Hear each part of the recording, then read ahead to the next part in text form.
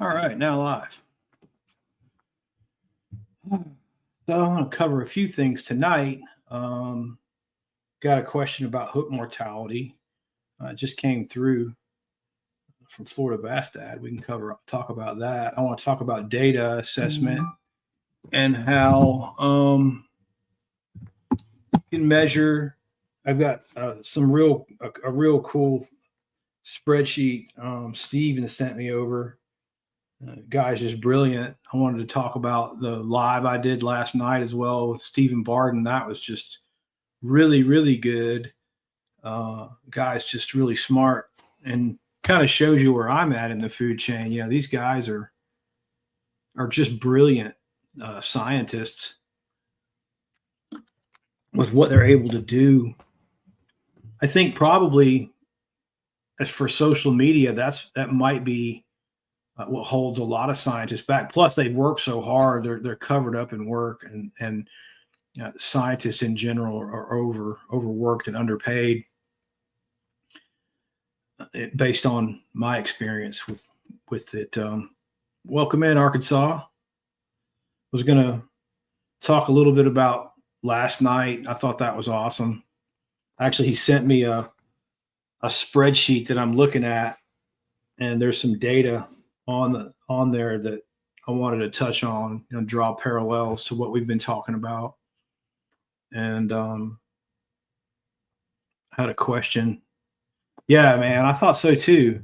I thought it was a real good show, and I said it was the best. But honestly, when I go back, I'm going back and editing with Jason Dotson and Summer Lindelin and Preston and all the bios I've had on.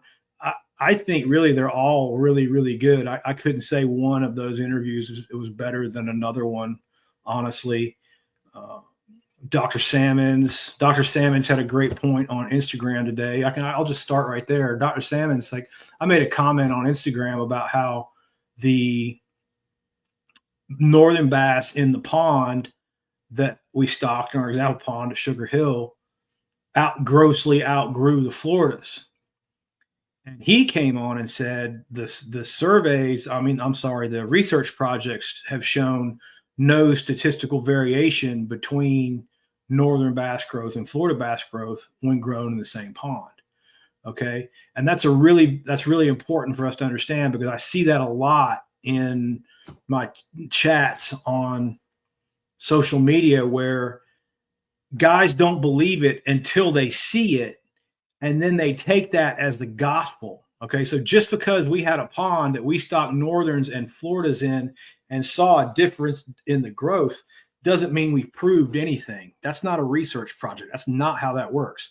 We have to do that over and over and over again. And that's what Dr. Salmons was saying. He's saying the times that's been researched, there really wasn't any difference in the growth of the two subspecies, or I guess two species now. Okay, so the truth is there's probably not any difference in the growth, because it's been researched, it's been proven.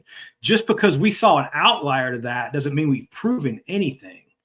And that's a big part of how misinformation gets spread around. Somebody comes onto my page, they see that northern grew faster than Florida, and now they're going to go and make that into a fact in the world because they saw it one time. And that's not how that works. That's what research projects are for, right? Because they prove it with math. We had an observation, right? We didn't prove anything with math. And there's a big, big difference there. And you could extrapolate that out to pretty much all the misinformation that's being spread on the internet by people who don't understand that concept. And that's one thing that I want. I want to have Dr. Salmons back on. Hopefully he'll come back on and we'll chat about that. I'm editing his clips now into shorts so I can get more, more engagement. Use those long format videos in a different way to draw more engagement.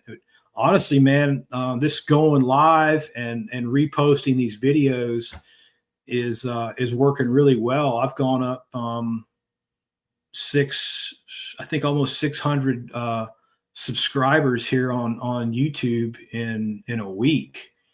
So that's encouraging, that's great. Welcome aboard, everyone. If you have any questions about anything, just throw it up in there. I'll get to you.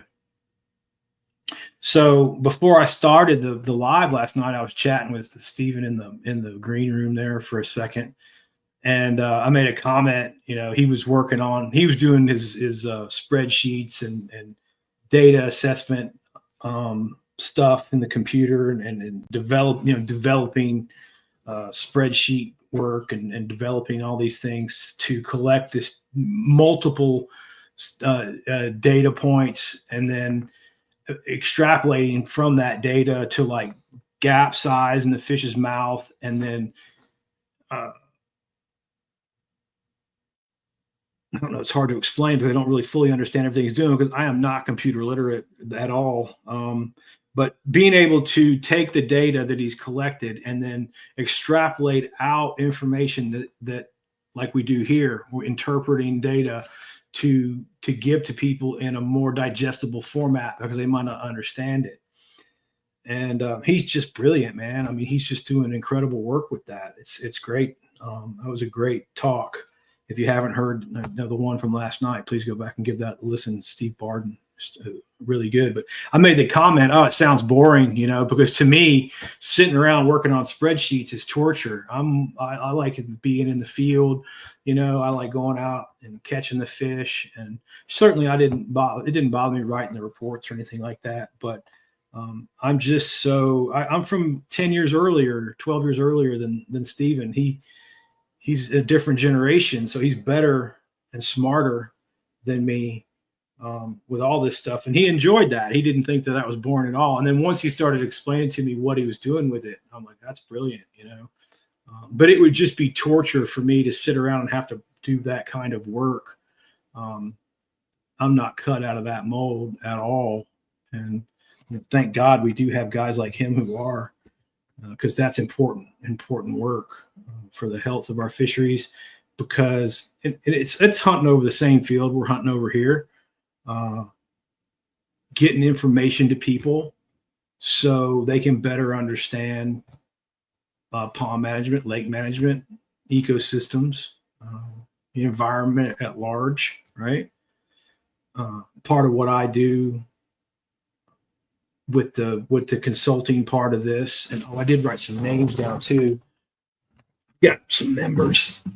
We've got a membership program here on the page, and I've got 3 members, Jackson Holmes, and of course Frank from Grimy Fishing, and then one fella, Eric Lake O'Neill. He follows along and has been he drained and restocked his pond, and he's using that as social media content and tracking. I've noticed that he's gotten some 2-pound fish in 12 or 13 months. He's doing real well with his drain and restock on his pond and having a good time with it. His kids are catching nice fish, and he'll have a real nice pond that he'll be able to enjoy for years.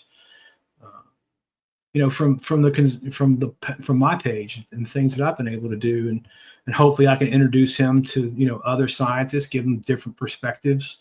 That's real important to me too, to have these guys on to gain all their perspectives, because all their field experience is different. I certainly had some unique field experiences, but so have they, and I think it's important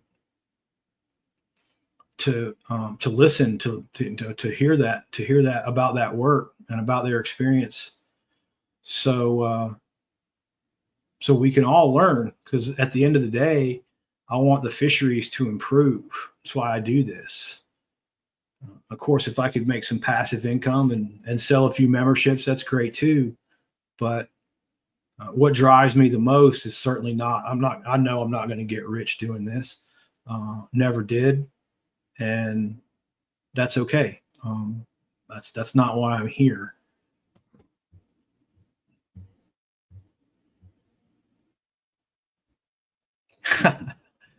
Well, I mean, you can become a member. That'd be cool, man. That's $5 a month. It's not going to break anyone. I try to keep it cheap, but there's a membership on here, and there's all kinds of ways. I see guys that run their pages, and they have super chats and super things, and all that stuff is turned on. I don't really understand it and don't highlight it, and I don't expect anyone to give me any additional money for this.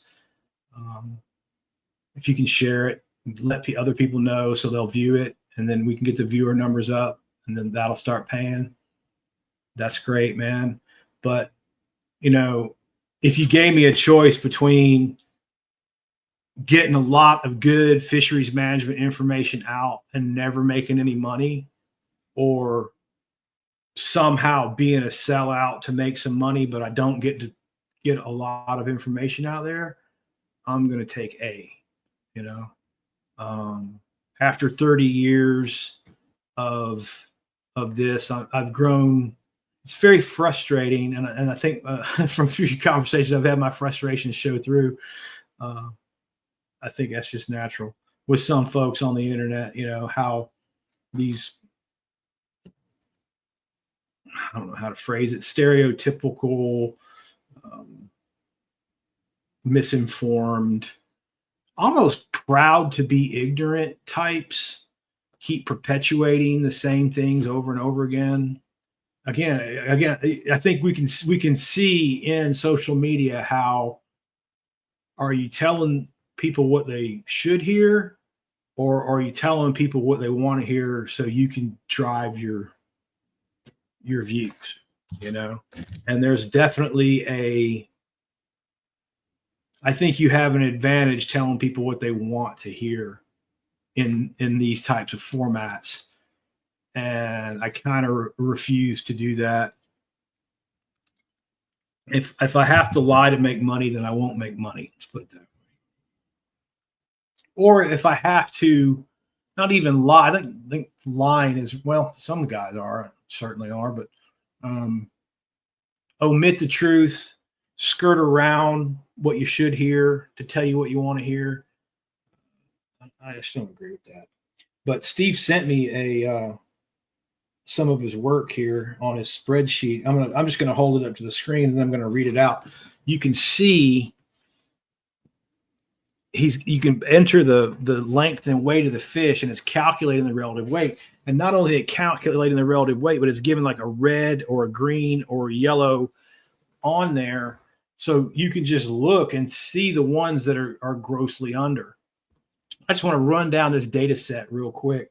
And this will give you an idea, because this is a real typical pattern I've seen, many places. So we've got a 10-inch fish, a 12.5. Stupid ice machine's still on. I'm going to turn that off. 14.5, 16.5, 18.5, 20, 24, and 30-inch fish. Okay, so we got 1, 2, 3, 4, 5, 6, 7. We got 8 fish total. And the 10.5-inch fish, I'm going to go over, it has a green, it's in the green out there, and it has 103% relative weight. Okay. That's pretty normal. And it has to do with biology, right? It has to do, it basically what it is, it's pretty easy for enough small bluegill, tiny bluegill, to be born out to keep a 10.5-inch fish or a 10-inch fish at standard, at 100% relative weight. And you don't really see, you would really have to be into a stunted, I have seen where fish that size are in poor condition, but it was literally like a situation where they were stocked with no bluegill. They were, the base of it was messed up. The way they didn't set the pond up. They didn't know what they were doing. They just put bass in, and the bass stunted at about 8 inches, and they were in poor condition, really poor condition, because they had nothing to eat. They didn't do it right. Okay, so we go from a 10-inch fish that had 103% relative weight up to a 12.5 at 69% relative weight.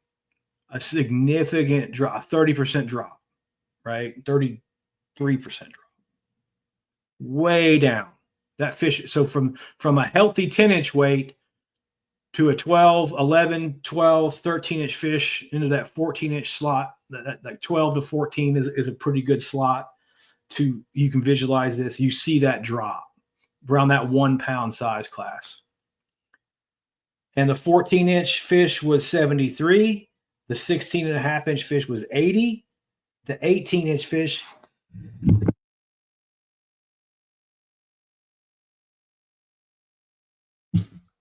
$82, 18.5 at 82. Now we go 20-inch fish back up to 106, a 24-inch fish at 95, which I consider an acceptable range for our bass, and a 30-inch fish at 93, which is, hunting over the same field as 95. Still a bigger fish. And again, he's got it color coded where it goes green. We've got 5 red fish. And then as you get to that 20-inch mark, that 18, 20-inch mark, you start seeing the bass climb back up to a healthy weight. And this is why it's important to track your relative weight and your lengths like this. Because when you look at it on paper, it's really easy to see that slot. And like I said, this one's actually from 12 to 18.5, where we're seeing some light fish before the bass climb back up at that 20-inch range. And what you're seeing there is a stunted population in this small data set. I'd like to see more numbers of fish collected than just 8. But still, it just jumps off the page at me because this is a very standard data set you'll see most places, where the 1 to probably 3 pound fish are underweight and the fish above it and below it are a healthy weight. So what we're seeing there, as the fish get big enough to eat other bass, their weights improve. That 18, 19, 20-inch mark, that fish has a really big mouth. It can consume a larger meal. It can also consume, in this situation, what we're looking at is a stunted bass population or a trophy bluegill population. So you'll have a pretty good population of bigger bluegill, and the few larger fish that you do get have that big mouth. They can consume the larger bluegill. They can consume 1 pound bass, and you see their weights return to closer to a healthy weight. And what I guess I've looked at so many data sets like that.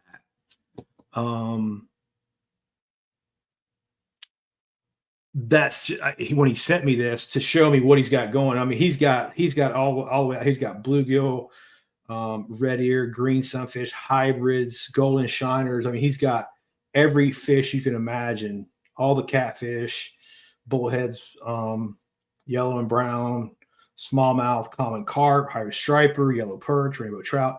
He's got a window for on his spreadsheet for every fish imaginable that you could sample. And it's just really smart, just the way this is set up and done. Then it looks like it's graphing and charting everything. And then, like I said, it's extrapolating that data out to like gape size of the fish and giving a lot better data than I ever provided anybody. I can promise you that. I could articulate these ideas, but I certainly didn't have it in spreadsheet form that would graph this out and do this and be able to type that in and have that data like that. I think is really important. And Frank, what's going on? We're talking about data tonight, Frank, or a little bit there. That's cool, man. There's a few of us in here I can review for you if you want. I was talking about we broke down a data set, and I was just talking about how you can see what's going on if you track and write down your data. You've heard it before, man. That's nothing new.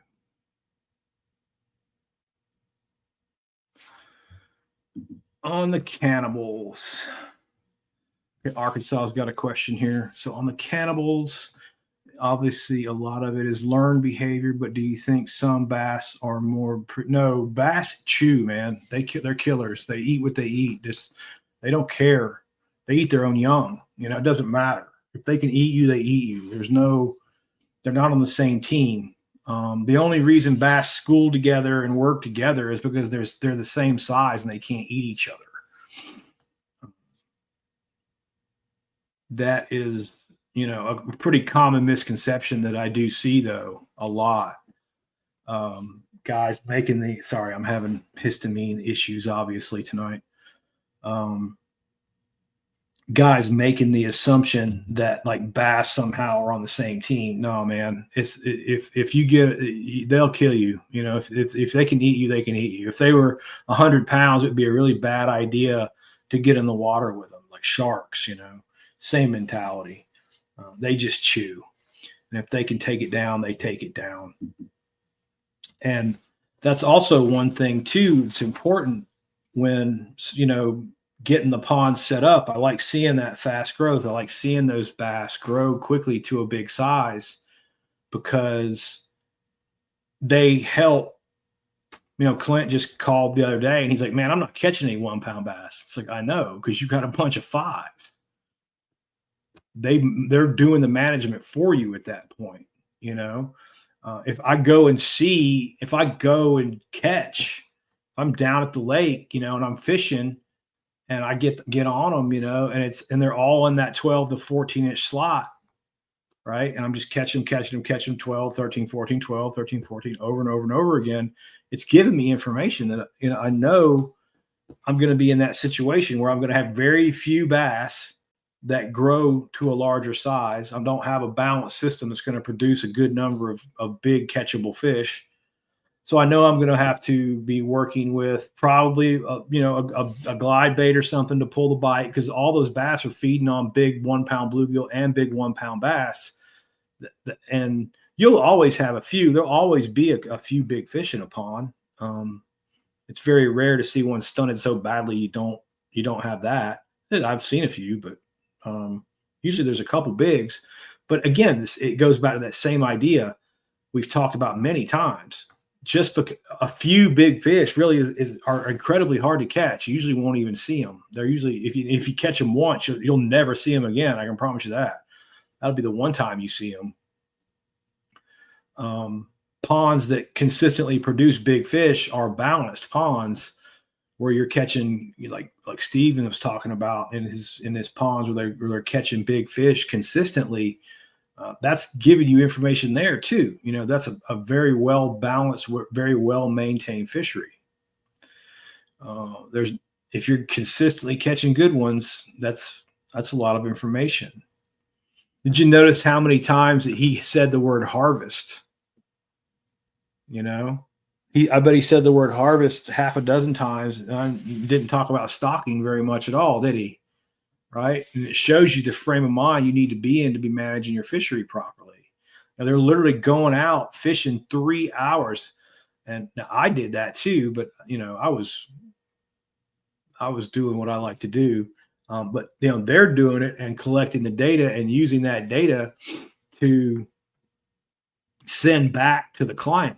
I did all that too, not in the format that not the way he did. I just had conversations with people generally.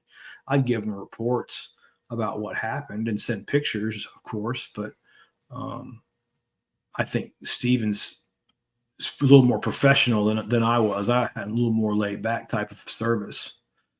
And as I've stated many times, he's running a fully. That's all he does is manage fisheries. The fisheries management, I could have disregarded the fisheries management in my business and not lost any money at all, really. I wasn't making a big bunch of money managing fisheries. I was making money working for homeowners associations, doing algae treatments and cleanups and sediment surveys. Really any kind of work that I could get my hands on, I would do to make a living. But he's fortunate that he gets just to work on fisheries. That business just is nothing but a fisheries related business. And that's awesome. That's a really hard thing to accomplish. You should be very proud of that. Steven's done a great work. But let me scroll back here and make sure I didn't miss anybody's question. There's a long list of stuff here. No. And nope. All right. How long have I been on? 24 minutes. Maybe do a short one tonight. Unless you guys have some other questions. I covered what Dr. Salmon said. I wanted to touch on that. And there was something else that's slipping my mind. I get a little brain fog too with the alpha gal. I could do an update on that. Certainly want to make everyone aware of alpha gal syndrome. If you have never heard of it, you can get it from ticks. And Dr. Langford was kind enough, one of my followers, I made the post about that. And as it turns out, he's an allergist up in Macon, Georgia, who has a lot of experience with alpha gal and was kind enough to let me pick his brain about it. So I'm on, with his advice, of course, I'm taking an H1 inhibitor, which is Zyrtec, an H2 inhibitor, which is actually a heartburn medication, but it also hits on H2 histamine, I guess. So I'm taking that from famotidine, I think it's called. And I'm also taking, Flonase, which I need some of right now. To try to get my histamine levels down, because I've been in a state of allergic reaction thanks to stupid tick bites for probably 10 years, maybe longer. I was just slightly allergic, but over time, I guess as I've gotten older, it's gotten worse. And at least I'm really happy. I'm feeling a lot better with the meds. And I think once I get my histamine levels down for an extended period of time, so my system can kind of reset, because I've just been in a state of allergic reaction forever, and just didn't know what it was, didn't know why, or I just knew I felt bad. And I'm not feeling bad anymore at all, other than a little bit of an itchy nose right now when I talk for some reason. Strange neurological type problem. Like I said, like brain fog and itchiness when I'm speaking. As soon as I quit speaking, the itching will go away. And if I've noticed in my videos, I've always done it. I'm always doing this, and it's some kind of weird, reaction, allergic reaction thing that I'm dealing with because of alpha gal syndrome. But people have said they'd be really tore up about being allergic to red meat. I'm actually not. I'm actually really happy that I've kind of figured out what it is, and I'm starting to feel better controlling my diet. And I can't eat very much right now. I've learned that I'm a little bit allergic to bananas and apples. I guess the proteins in there are similar to something I'm allergic to. It's pretty common. It is, Arkansas. It's a huge relief, man. Although I'm obviously having an episode right now. It is a huge relief, and it's been tough, man. It's been a psychological battle as much as a physical one. Because like I said, I'm not super allergic unless I kind of compounded. And what I've learned too is like there's high histamine foods, and my histamines have been high because of the stupid disease or syndrome or whatever that is. And I just kind of naturally came by it. I don't eat leftovers anymore. I've shied away from that, and come to find out, if you leave leftovers, get naturally higher in histamine. So I'd be consuming a higher histamine food, and even though I'm not allergic to it, you get to the point where your histamines get all built up, and you start having reactions. So I'm actually really happy, energized. I thought I was dealing with something, much, much worse, like, MS or something like that, because the symptoms were all similar. And no one could give me. My mom passed away from a brain tumor, and she had a bad experience with that, and the doctors really couldn't help her. Didn't give her any really solid information as to why she was feeling bad. And then it was like, she's not feeling good. She's not. Go to the doctor. You're fine. Same process that I was dealing with, except it didn't work out so well for her. So I I kind of thought I was going that way. I thought I was going to be like my mom, and you guys would just, I'd be out of here, you know.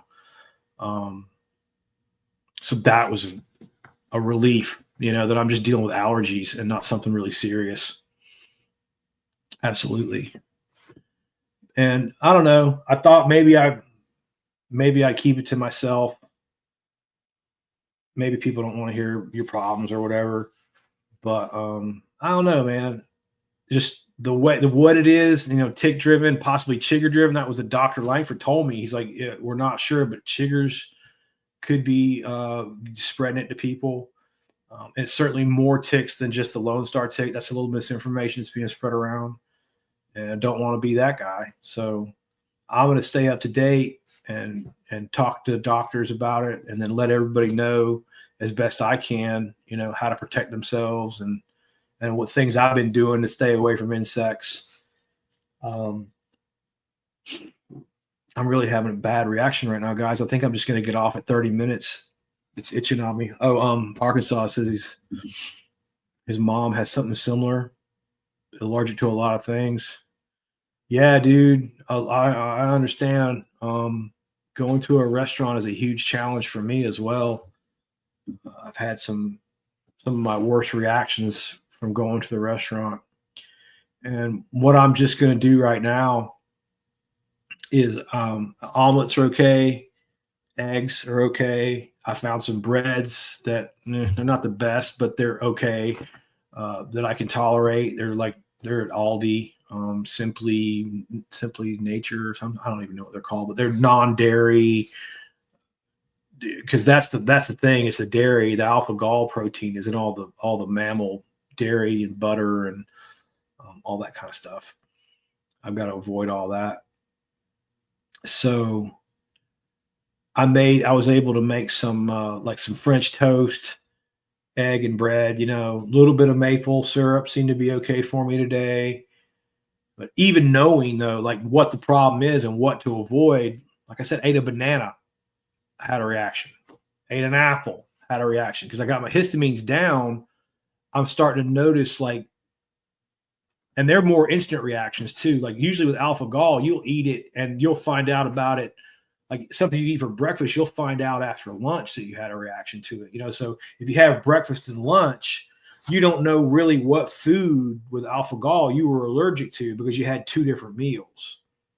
And I'm still dealing with that right now where chicken's okay.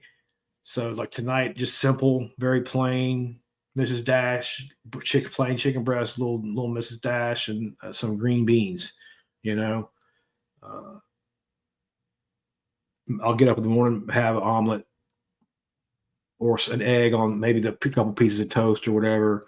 Some of the cheeses I found they're not really cheese, you know, like the vegan cheese. I found them at Publix over there in their little vegan corner. They've got some cheeses that pass, or things that pass for cheeses, and that's not bad either, you know. So I'm slowly kind of working my way into a couple little meals that I can have. But what's really important is just to get the histamines down and let my system reset, so then I can start worrying about venturing out. I just got to have no allergic reactions for a while. Like I said, I'm itching like crazy right now, boys. So I'm going to get off. But my dad's coming into town. I'll probably be off of here for a couple days. Let's see. What's today? Tomorrow's Friday, Saturday. Yeah, it's planned for Monday. I'm gonna take the weekend off, and I'll have be a little more prepared than I am today. Hopefully. Thanks for following, all the positive engagement, and for sharing and all the followers. Really appreciate you guys coming through. Oh, we had a bunch of people come in, it looks like. As I'm trying to get off, it always happens, doesn't it? If you guys got any questions while I'm still here, I'm just having a little bit of allergies. Let me just go hit the Flonase real quick.